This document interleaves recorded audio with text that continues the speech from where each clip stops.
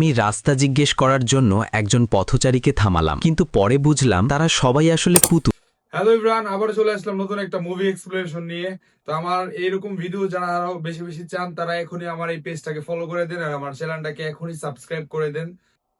হঠাৎ করে একটি বিশাল ছায়া দেখা গেল। আমি দাঁড়িয়ে তাকাতেই দেখি একজন বিশাল আকারের মেয়ে। ভয় পেয়ে আমি দৌড়ে পালাতে শুরু করলাম এবং একটি ছোট নৌকায় লুকালাম, কিন্তু সেই দানব মেয়ে সহজেই নৌকাটি তুলে নিল। সে আমাকে একটি বিশাল রাজ্যের প্রাসাদে নিয়ে গেল এবং রাজাকে উপহার হিসেবে দিয়ে দিল। অবাক করার মতো ব্যাপার, সেখানে আমি আমার স্ত্রীকে দেখতে পেলাম, কিন্তু রাজা তাকে ধরে ফেলল এবং তার পোশাক কুমির ছেড়ে দিল। সে বলল আমাকে কুমিরের সাথে লড়তে হবে, না হলে আমার স্ত্রীকে মেরে ফেলবে। আমার আর কোনো উপায় ছিল না, তাই আমাকে লড়াই করতে হলো। কিন্তু সেই বিশাল কুমিরের সামনে আমি কয়েক সেকেন্ডেই হেরে গেলাম। ঠিক তখনই সেই দানব মেয়ে এসে আমাকে এবং আমার স্ত্রীকে বাঁচিয়ে নিয়ে গেল নিরাপদ জায়গায়। রাজা আমাদের খুঁজে বের করার আদেশ দিল। আমরা দ্রুত পালাতে গিয়ে সমুদ্রে পড়ে গেলাম। সৈন্যরা আমাদের ধরার প্রস্তুতি নিতে লাগলো। দানব মেয়েটি আমাদের একটি বাঁশের ঝুড়িতে রেখে সমুদ্রে ভাসিয়ে দিল। রাজা রেগে গিয়ে সেই ঝুড়ির থেকে পাথর ছুঁড়তে লাগলো। আমি ঝুড়ি থেকে পড়ে গেলাম এবং আবার আমার স্ত্রীর থেকে আলাদা হয়ে গেলাম। হঠাৎ করেই আমি বামনদের এক অদ্ভুত জগতে পৌঁছে গেলাম। সাহায্য চাইতে চেয়েছিলাম, কিন্তু আমি এতটাই ক্লান্ত ছিলাম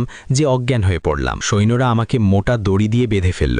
আমি নড়াচড়াও করতে পারছিলাম না। রাজা একটি উঁচু মঞ্চে উঠল, কিন্তু ভয় পেয়ে নিচে পড়ে গেল। এরপর সে সৈন্যদের তীরধনুক প্রস্তুত করতে বলল। ঠিক তখনই আকাশে কালো মেঘ জমে গেল এবং প্রবল বৃষ্টি শুরু হলো। আমি গভীর শ্বাস নিয়ে ফু দিলাম, আর আশ্চর্যজনকভাবে মেঘ সরে গিয়ে আবার সূর্য বেরিয়ে এলো। রাজা হতবাক হয়ে গেল। সে সঙ্গে সঙ্গে সৈন্যদের আমাকে ছেড়ে দিতে বলল এবং আমার জন্য এক বিশাল ভোজের আয়োজন করল। এতে পুরো রাজ্যের প্রায় সব খাবারই শেষ হয়ে গেল। আমি ধীরে ধীরে আমার টুপি খুললাম।